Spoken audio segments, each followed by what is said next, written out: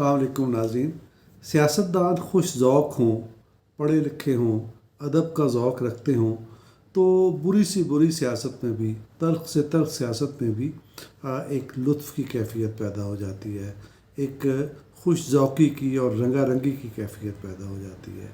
और अगर मामला उसके बरअक्स हो तो फिर बदमज़गी पैदा होती है। फिर इसी किस्म की बातें सुनाई देती हैं, जी छोड़ूंगा नहीं, और लोगों के नाम रखे जाते हैं। आप किसी को फजलू कहेंगे, किसी को डीज़ल कहेंगे, किसी को शोबाज कहेंगे, किसी को बूट पॉलिश कहेंगे, किसी को बीमारी कहेंगे। आपको फिर ये पता नहीं चलेगा कि आपकी जो एक उंगली दूसरी की तरफ उठी हुई है, चार उंगलियां आपकी अपनी तरफ उठी हुई हैं। तो यूँ पूरी सोसाइटी एक बुरी कैफियत का शिकार हो जाती है। इस बुरी कैफियत में ताज़ा हवा का एक झोंका आया है, और वो आया है मरियम बीबी की तरफ से। मरियम बीबी ने इतनी तल्ख़ सियासत में, इतनी बिटर सियासत में, जब सिर्फ़ गालियों का तबादला हो रहा है, उन्होंने एक बड़ा दिलचस्प शेर लिख कर इस सूरत हाल को खुशगवार बनाने की कोशिश की है। उन्होंने ये जो दौरे कर रहे हैं इमरान ख़ान अपने सियासी हलीफ़ों की तरफ और उन्हें मनाने की कोशिश कर रहे हैं, उस पर तबसरा किया है कि कभी अर्श पर, कभी फ़र्श पर, कभी इनके दर, कभी दर बदर, गम कुर्सी तेरा शुक्रिया, हम कहाँ कहाँ से गुज़र गए, गम कुर्सी तेरा शुक्रिया, हम कहाँ कहाँ से गुज़र गए। तो ये एक ज़रा दिलचस्प और फ़नी तबसरा है, और इसमें खुश ज़ौक़ी भी है, इसमें तंज़ भी मौजूद है, इसमें तनकीद भी है, लेकिन इसमें बदमज़गी नहीं है, ज़ुबान की ख़राबी नहीं है। तो ज़रूरत इस अमर की है कि हमारी सियासत में इसी तरह की रवायात जन्म लें। तो मरियम नवाज़ ने ये काम किया है, इस काम खैर मकदम करते हैं और तवक्को रखते हैं कि सिर्फ मरियम नवाज़ नहीं, बाकी सियासी किरदार भी इसी तरह की खुश ज़ौक़ी इख्तियार करेंगे। ये शेर सिर्फ हमारी सियासत में एक अच्छी रवायत का पता नहीं देता, उससे कुछ और चीज़ें भी समझ में आ रही हैं कि इस वक्त हुक्मरान जो कल तक बहुत ताकतवर नज़र आते थे और वो अपने इक़्तिदार के ज़ोम में किसी को वो एक उर्दू का मुहावरा परे का के बराबर नहीं समझते थे, यानी मक्खी का पर भी नहीं समझते थे। तो अब वो उन लोगों के घर जा रहे हैं जिनकी तरफ वो कभी जाना पसंद नहीं करते थे। वो किसी की अयादत करना पसंद नहीं करते थे, किसी के जनाजे पर, किसी की ताज़ियत पर नहीं जाना चाहते थे। तो अब चौधरी शुजात के यहाँ भी गए, उनकी खैरियत दरियाफ़्त की। और MQM के यहाँ तो वो जाना ही नहीं चाहता थे। MQM के ख़िलाफ़ तो उन्होंने बैनुल अक़वामी मुकदमात दर्ज कराए हुए हैं। तो अब MQM के दफ्तर पर भी चले गए और वहाँ जाके, अगरचे बड़ी ही बुरे तरीके से गए कि 10 मिनट की मुलाकात भी कोई मुलाकात होती है, भारत वो चले गए। एक तो ये हुआ। और वहाँ हुआ क्या, वहाँ कोई बातचीत हुई, MQM ने को मुतालबात पेश किए। खालिद मकबूल सिद्दीकी और आमिर ख़ान, इन दोनों ने बताया कि हमने तो सिर्फ उनकी बातें सुनी हैं, हमने उनके सामने कोई मुतालबा नहीं रखा, हमारा उनके सामने कोई मुतालबा ही नहीं है। इससे क्या पता चलता है, वो ये इससे समझ में ये आती है कि उनका सियासी हरीफ ये समझ रहा है कि अब ये गॉन केस है, अब ये गुज़र चुके हैं, अब इनका वक्त गुज़र चुका है। एक ये हुआ। दूसरा वाक़या ये हुआ कि GDA के सरबराह जो पीर पगाड़ा शरीफ हैं, पीर पगाड़ा शरीफ ने इन्हें मुलाकात के लिए वक्त देने से इनकार कर दिया। बाद में अब ख़बर आ जाएगी कि बाद में वो उनका वफ़द गवर्नर हाउस आया कैसे, पता चल जाएगा कि किसने किसकी मिन्नत समाजत की और वो वफ़द आया। तो उस वफ़द, वो बहुत जूनियर वफ़द था, उसमें कोई वफाकी वज़ीर शामिल नहीं था, उसमें कोई कौमी असम्बली के अरकान शामिल नहीं थे, सूबाई असम्बली के अरकान पर मुश्तमिल एक वफ़द है, उसने मुलाकात की इमरान ख़ान से। तो ये उनके इमरान ख़ान के मर्तबे से, यानी chief executive of the country के मर्तबे से ये कमतर वफ़द था। ये भी तौहीन की एक तरीका होता है, और ये कन्वे करने का एक तरीका होता है कि अब हम आपको गॉन केस समझते हैं, अब आप यानी आपका फ्यूचर कोई नहीं, आपका मुस्तकबिल कोई नहीं। तो एक और मज़े की बात यह है कि इमरान ख़ान जो नाक पे मक्खी नहीं बैठने देते थे, वो इस सब चीज़ को पी गए, और पहली बार पी गए। और ये भी पता चला कि जब वो मुश्किल में आते हैं तो वो किस दर्जे उनका गुस्सा थम भी जाता है और वो पी भी जाते हैं। तो एक तो यानी जो ताज़ा तरीन सरगर्मियाँ हमारे यानी सियासी मंजरनामे पे हो रही हैं, एक तो ये है।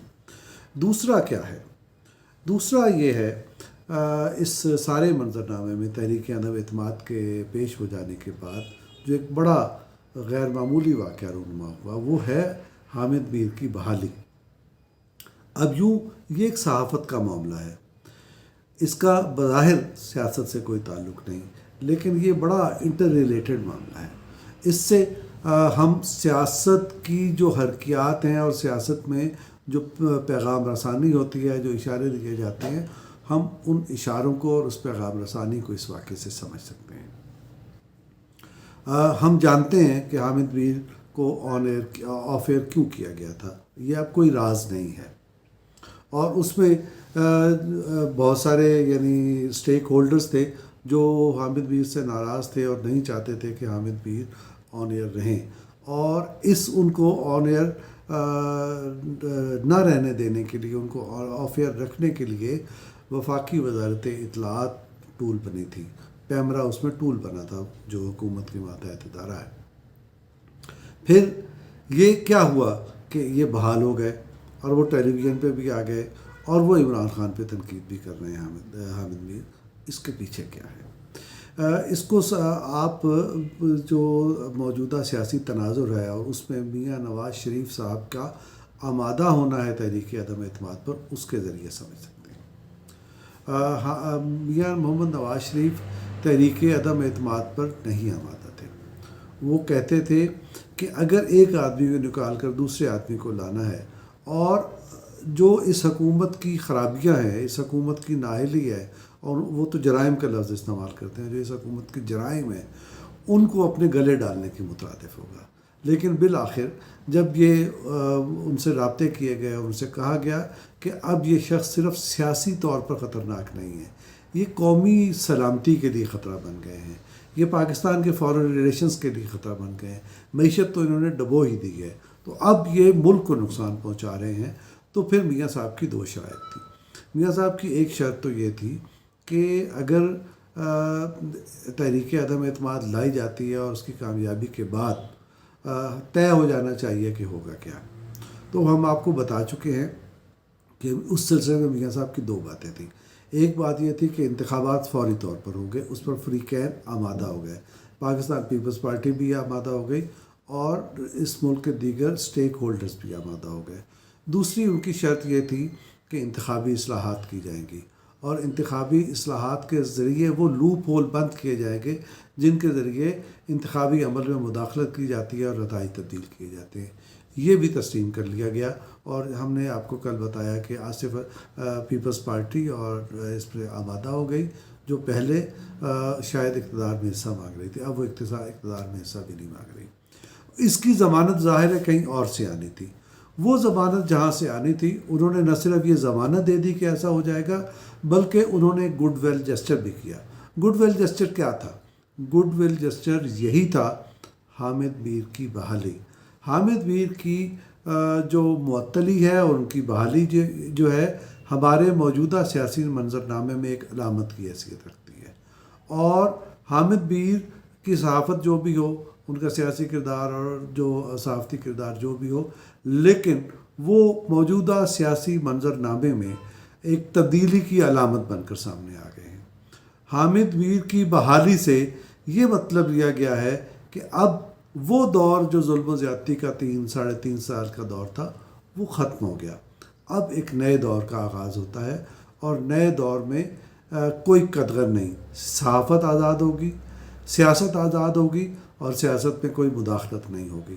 تو بنیادی طور پر اس کو سمجھنا یوں چاہیے کہ تحریک عدم اعتماد اور حامد میر کی آپس میں جو بحالی ہے، ان کا آپس میں چولی دامن کا ساتھ ہے، اور اس کا تعلق نہ صرف حزب اختلاف کی قوتوں کا اعتماد بحال کرنے کی کوشش ہے، بلکہ پاکستانی عوام کو بھی یہ پیغام دیا گیا ہے کہ اب وہ دور ختم ہو گیا، اب ایک نئے دور کا آغاز ہوتا ہے۔